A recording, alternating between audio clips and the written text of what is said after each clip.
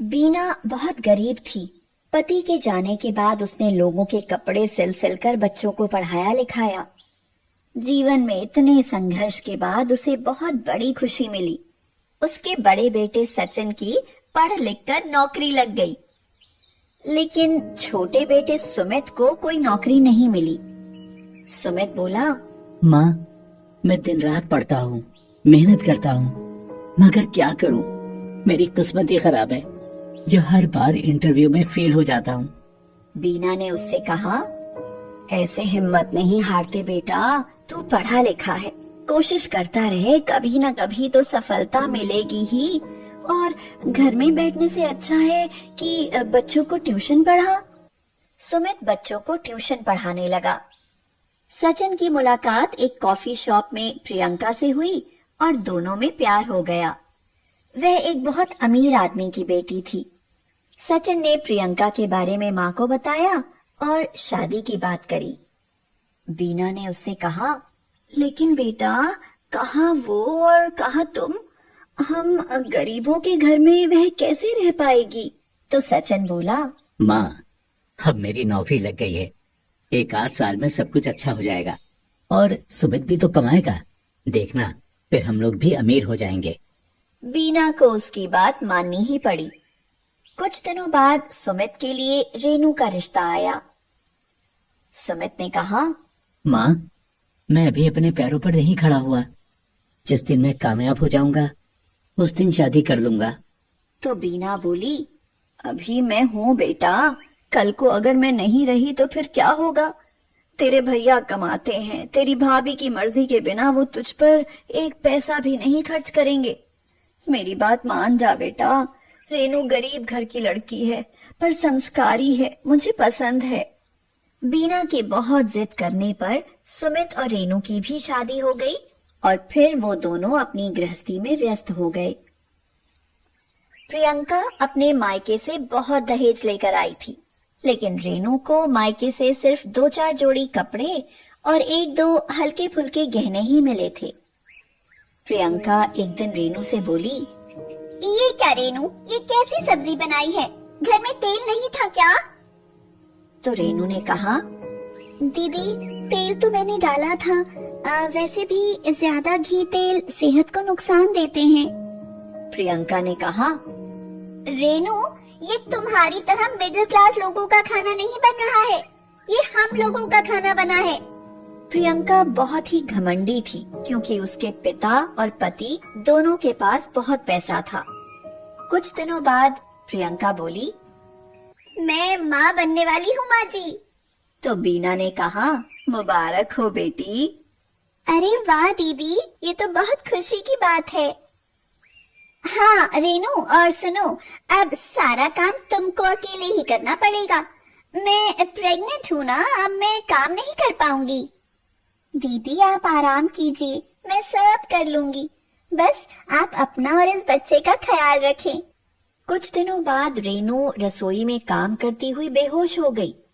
Doctor को दिखाने पर पता चला कि वह भी प्रेग्नेंट है। सुमित ने कहा, माँ, अब हमारे घर में 2 नए मेहमान आने वाले हैं, ये तो बहुत खुशी की बात है। प्रियंका तो लेटी हुई ऑर्डर करती रहती थी। माँ जी, मुझे पानी दे दो और आरओ का ही देना, वैसा पानी बच्चे को नुकसान दे सकता है। बीना बोली, बेटी, पहले कौन आरओ का पानी पीता था और बच्चे भी स्वस्थ ही होते थे, और रेनू भी तो नॉर्मल पानी ही पीती है। प्रियंका ने कहा, माँ जी, मेरे पापा ने मुझे आरओ दिया है। बीना चुपचाप रेनू के कमरे में आ गई और बोली, रेनू बेटा, तुझे कुछ काम हो तो मुझे बता देना। नहीं माँ जी, मेरे होते हुए आप काम करोगी, अगर जरूरत हुई तो मैं आपसे कह दूंगी। प्रियंका के कमरे में एसी था, आरओ था, सारी सुविधाएं थी, क्योंकि उसे ये सब उसके मायके से मिला था। लेकिन रेनू के कमरे में एक बेड और अलमारी के सिवा कुछ खास सामान नहीं था, और ऊपर से सुमित को केवल ट्यूशन की ही आमदनी थी। बीना बोली, रेनू, 4था महीना चल रहा है, प्रियंका चेकअप के लिए गई है क्या, तुम नहीं गई? तो रेनू ने कहा, माँ जी अभी पैसे नहीं है, जो कुछ है उनसे आपकी दवाई भी आनी है। रेनू, पैसे तो सचिन भी दे देता। माँ, भैया से बार बार पैसे लेना अच्छा नहीं लगता। वैसे भी दीदी को औरों के ऊपर खर्च करना बुरा लगता है। आप चिंता मत करो, मैं ठीक हूँ। कोई दिक्कत होगी तो मैं चेकअप करा लूंगी। माँ जी, जब तक मेरी डिलीवरी होगी तब तक के लिए मेरी मम्मी मेरी देखभाल के लिए एक आया भेज रही है। कल से मेरे सारे काम वो ही करेगी। हाँ दीदी, हम लोग हैं तो फिर आपको आया की क्या जरूरत थी? तुम अपनी केयर करो रेनू, तुम भी तो प्रेग्नेंट हो। वैसे भी तुम्हें तो काम करने की आदत है, मिडिल क्लास फैमिली से जो हो। रेनू, तुम भी प्रेग्नेंट हो, तुम अपना ख्याल क्यों नहीं रखती? पूरे दिन काम में लगी रहती हो, कभी तुम भी आराम कर लिया करो। अगर मैं दीदी की तरह अपना ख्याल रखूंगी तो इतना पैसा कहाँ से आएगा और काम कौन करेगा? वैसे भी जब से दीदी प्रेग्नेंट है, भैया ने घर में पैसे देने बंद कर दिए हैं। खर्चा भी आपके पैसों से ही तो चल रहा है ना। बीना परेशान थी। गर्भवती तो दोनों बहुएं थी, लेकिन प्रियंका मायके से अमीर थी और रेनू बेचारी दोनों जगह ही गरीब रह गई। शाम को जब सचिन ऑफिस से आया तो रिक्शे में बहुत सारा सामान लेकर आया। सुमित ने पूछा, ये क्या है भैया? तो सचिन बोला, वो तेरी भाभी ने बच्चे के लिए पालना, खिलौने और कुछ सामान मंगवाया है। प्रियंका ने कहा, हाँ सुमित, हमारा बच्चा आएगा तो उसके लिए सुविधाएं भी तो होनी चाहिए। माँ जी, वो बराबर वाला कमरा खाली कर देना, मेरे बच्चे का सारा सामान उसी कमरे में रहेगा। सुमित को बहुत बुरा महसूस हो रहा था कि वह अपनी पत्नी के लिए कुछ नहीं कर पा रहा। सुमित ने परेशान होते हुए रेनू से कहा, रेनू, भाभी को ये सब करते देख तुम्हें मुझ पर गुस्सा आता होगा।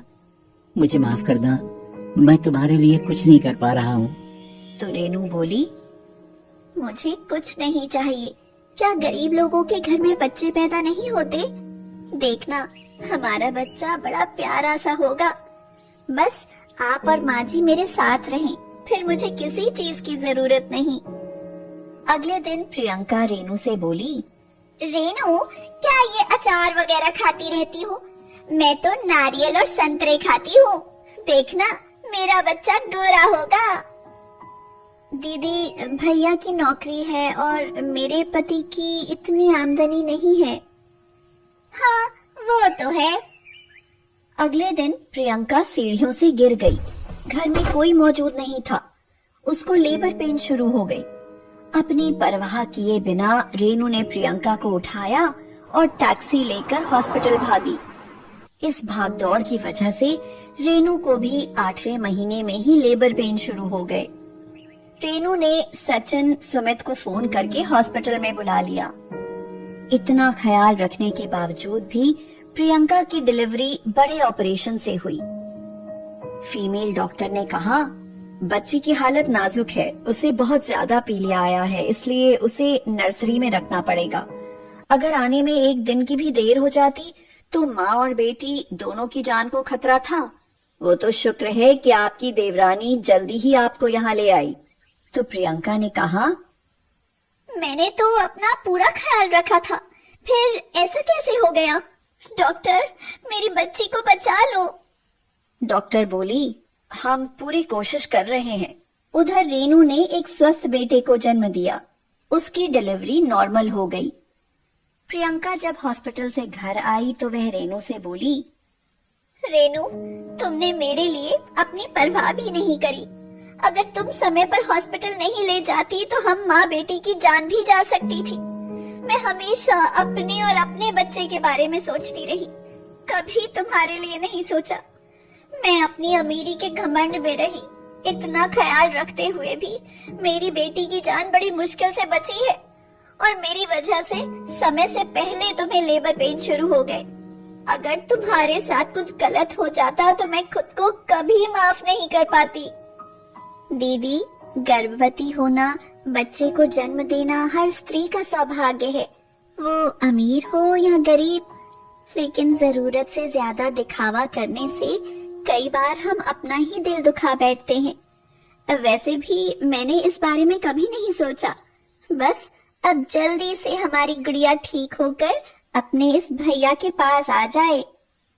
प्रियंका बोली, फिर हम सब साथ मिलकर जश्न मनाएंगे और अगली बार जब भी प्रेग्नेंट होंगे एक साथ नहीं होंगे, क्योंकि अब की बार मैं तुम्हारा ख्याल रखूंगी।